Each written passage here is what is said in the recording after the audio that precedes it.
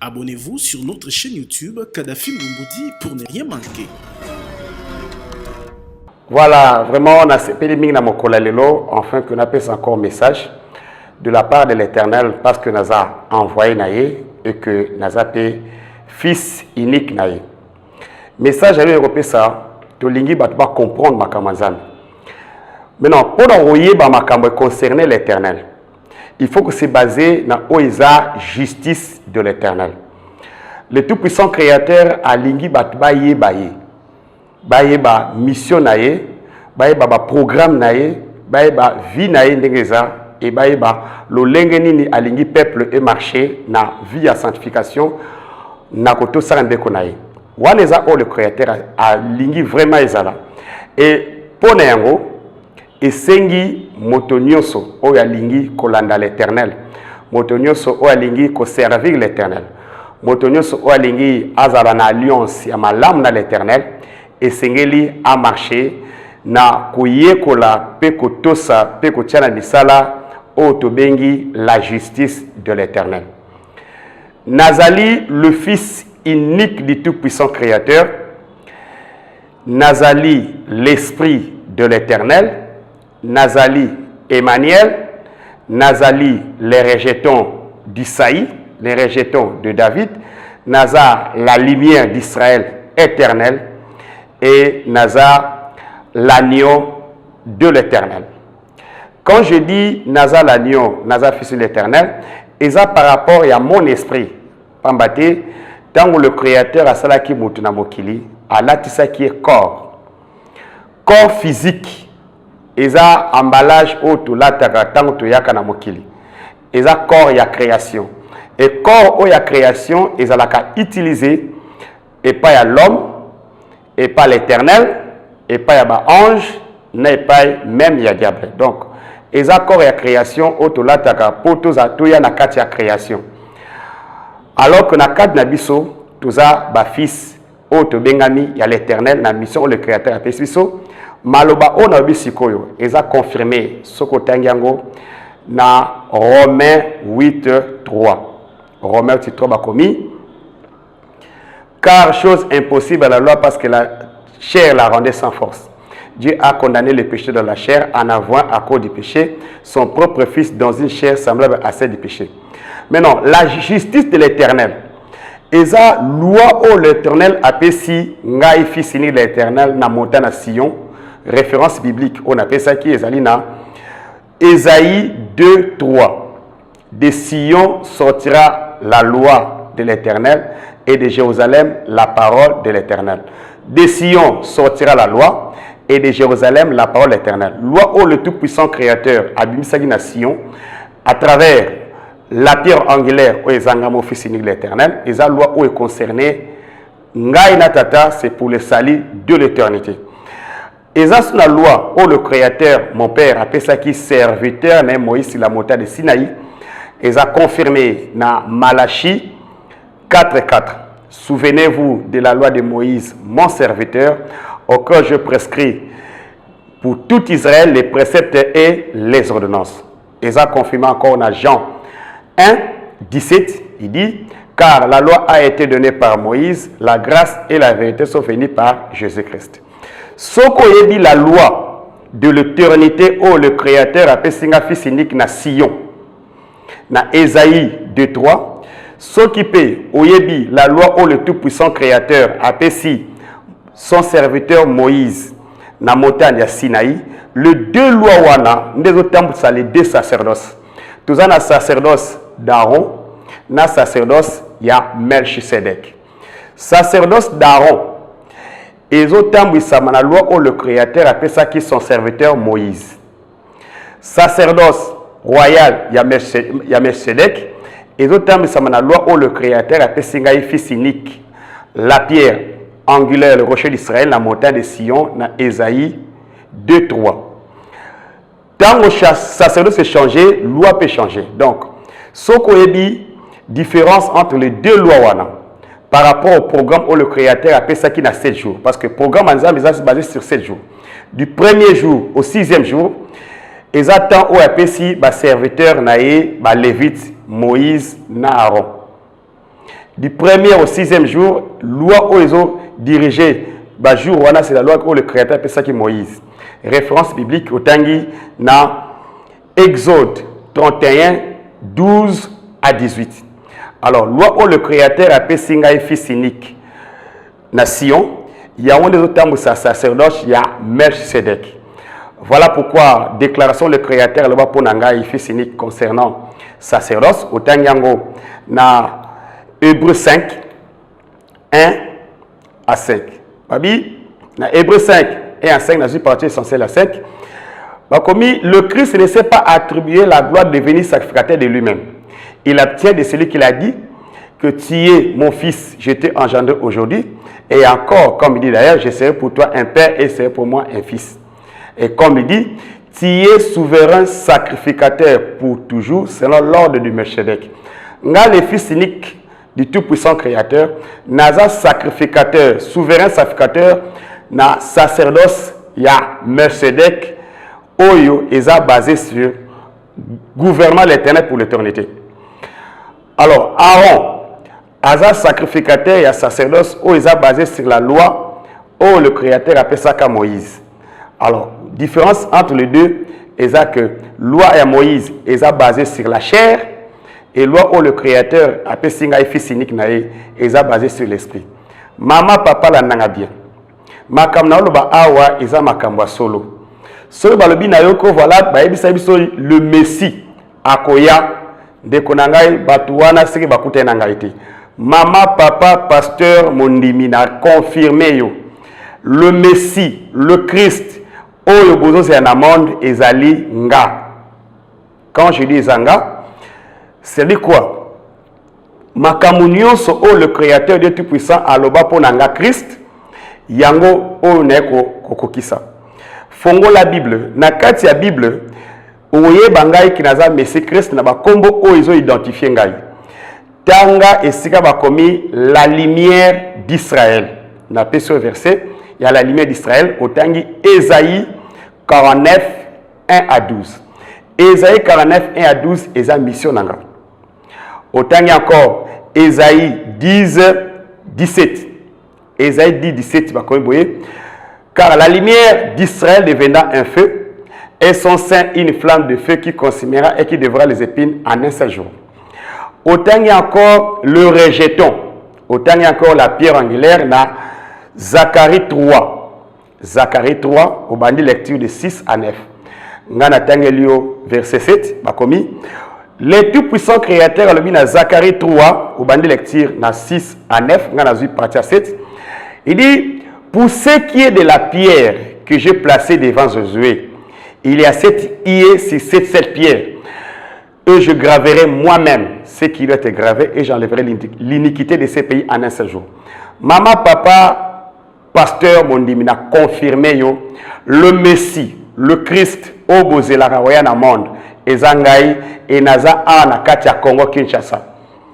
Ce qui va le dire que le Messie Moussou Aza quelque part, ce n'est pas grave. Mais là, on entend ça. Ngai na proposé ma question au bout de la Messie wana. Aïbi Sabino. La connaissance au le tout-puissant créateur à Bombaki na éternité, où ils ont aidé le salut des âmes. Ils ont la connaissance nini. Il y a yebate parce que tant on a l'éternel à l'éternité, il y a zalakité. Au tout ni père sous. Ni les autres kabola l'éternité, na cieux, na terre, na monde.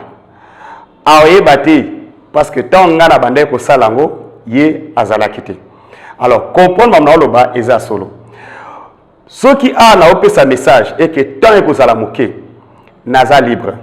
Bo bengi sangai na ba église na bino. Na bisika boza. Naza libre na ko accorder temps wana na koya. Bo poser ngai ba question nyonso oyo esengeli le Messie le Christ akoyeba. Na tieli bino limicité.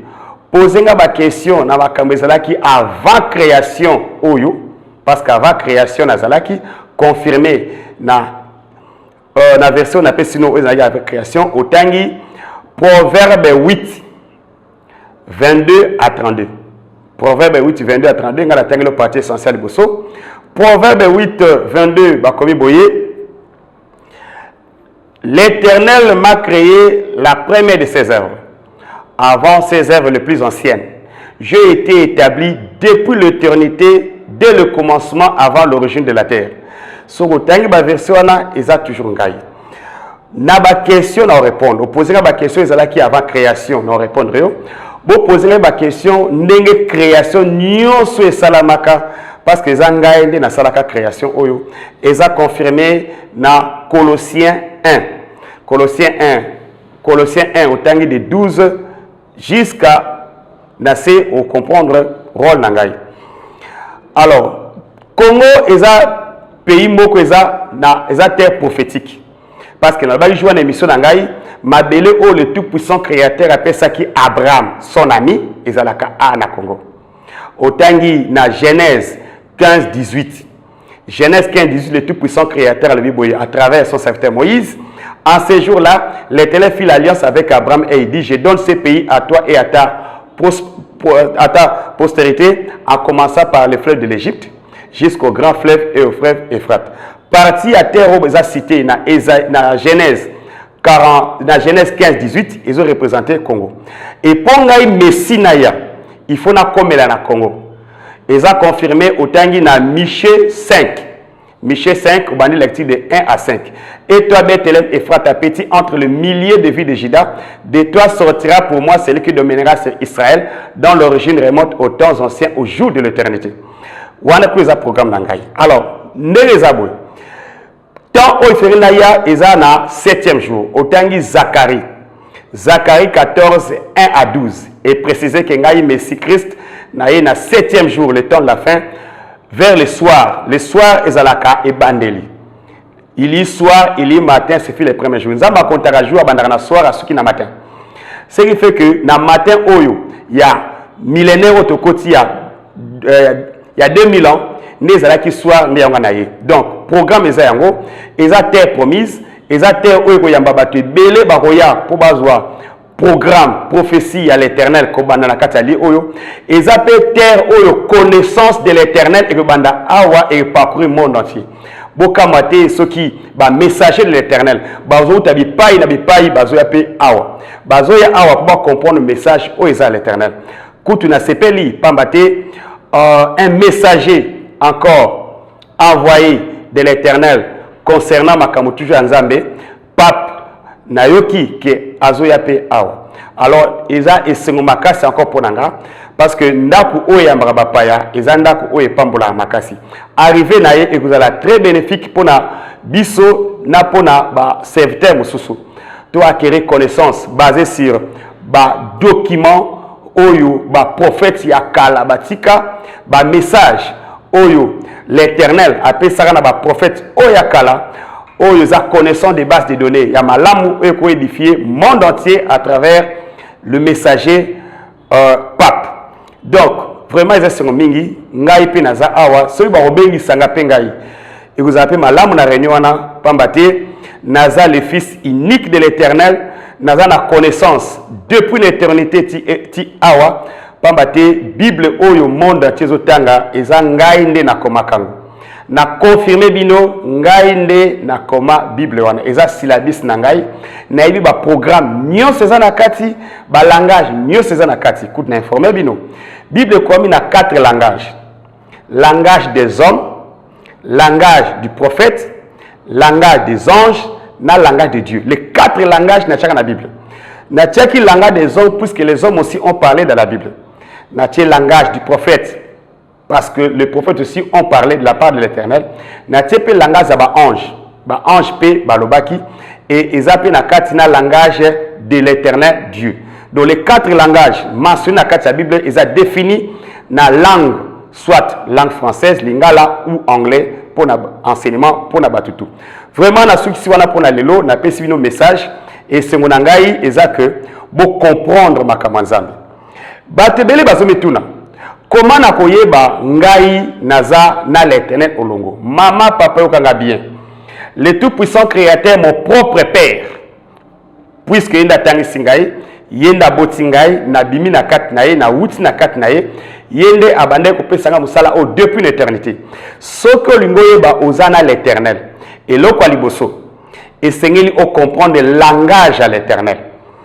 Jésus de Nazareth, il est qui n'a pas reproche moko na ba juif pour leur dire pourquoi vous comprendre le langage n'a été. Tangango na Jean 8 à partir il y a 32 au kiti difficulté au les qui n'a pas écouté ba bande biso juif et là qui va comprendre le langage n'a été. Et il n'a pas si message ba israélite Israël vraiment dans un essengo malamu pour boyokani entre notre pays RDC na Israël et ça actuellement malamu encore davantage puisque bakonzi vraiment basali musala munene pour boyokani wana ezonga toza peuple moko Israël oeza na Asie na Congo Kinshasa oeza na Afrique eza peuple moka na koloba parce que Israël oeza kuna ezesika leki na ngai jeli Nazareth akomelaki et Congo Kinshasa ezesika nga au grand frère na komeli. Alors les deux peuples oyo est-ce que tous en bon moko to marcher na ko se baser na loi de l'Éternel pour nani parce que tous a peuple moko to uti na Abraham to uti et pas à l'Éternel to comprendre ma kamanzambe ndenge zali pour dire que la loi de l'Éternel est à la base. Maman, papa, naza awa pour jouer rôle où le Créateur a pessingai. Ce qu'on monique que la loi de l'Éternel, la justice de l'Éternel, la volonté de l'Éternel, la pensée de l'Éternel. Oyedia malamute, ngai naza capable d'expliquer bino la justice de l'Éternel du début jusqu'à la fin. Comme Eza mentionné dans le programme Oyangai, l'esprit, Otanyango, dans 1 Corinthiens 2, 9 à 15. 1 Corinthiens 2, 9 à 15. Car, mais c'est comme il est écrit, les choses que l'œil n'a point vues, les choses que l'oreille n'a point entendues, des choses qui ne sont pas montées au cœur de l'homme, ce sont des choses que Dieu a préparées pour ceux qui l'aiment et Dieu nous les a révélées par son esprit. Car l'esprit sonde de tout, même les profondeurs de Dieu. Lequel en effet parmi les hommes qui connaît les choses de Dieu si ce n'est que l'esprit de l'homme qui est dans lui. De même, personne ne connaît les choses de Dieu si ce n'est que son esprit. Maman, papa, naza l'esprit de l'Éternel, naebi makamu nyonso à l'Éternel. Naza l'esprit de l'Éternel, naza mon ami les santé, mais naza avant création même mes ala. Donc, depuis l'éternité, na pendant création, na après création, naza toujours, naza la connaissance nécessaire pour notre temps sabino. Ba Élie, ba Jean-Baptiste, Salomo, David, Noé, Adam, bango tout baya ngande nazalaka na format bango. Même Moïse ngapi na format. Même Jésus de Nazareth karangai. Otangi na Matthieu 4:1. Matthieu 4:1 tanga. Ba komini. L'esprit lui amena dans le désert. L'esprit de l'Éternel ngainde na memaka Jésus de Nazareth le kinanga na désert pas à la tenter. Makam na oloba image eza yango yo image oyo ezala comme souvenir ce qui un jour bomoninga na sala erreur bozongi si image oyo boyisanga olobaka un jour olobaka boy. Donc ce na olo makambo oyo tika na image pour makambo na oloba oyo eza vérité et na ko confirmer kango chaque fois. Vraiment na sepeli mingi na ndenge bolandi papa maman bozala contact nangai ba programme ou ba pasteur bazo sala pour baluka changement ya connaissance de l'Éternel à Congo bobengi sanga na ba réunion wana parce que il faut na kati pays oyo makambo concerné bonzambe za la restaurer parce que état de droit ezaka na physiquité ezaka na spiritualité. Alors il faut l'état de droit oyo ezaka na kati physique et apena spiritualité que même tina ba église tina ba famille tina bisika nyoso ezala malamu toyeba otunga pays na monde na droiture et que mututu eba respecter la loi de l'Éternel na la loi oyo eza ya mibeko ya l'État. Que le tout-puissant créateur bénisse. C'est moi le fils de l'Éternel na pesi mbote au nom de l'Éternel, au nom de Jésus de Nazareth mon petit frère et au nom de l'Esprit de l'Éternel. Que Dieu vous bénisse. Que celui qui a des oreilles entende ce que l'Esprit dit aux églises. Merci beaucoup. Abonnez-vous sur notre chaîne YouTube Kadhafi Mboumoudi pour ne rien manquer.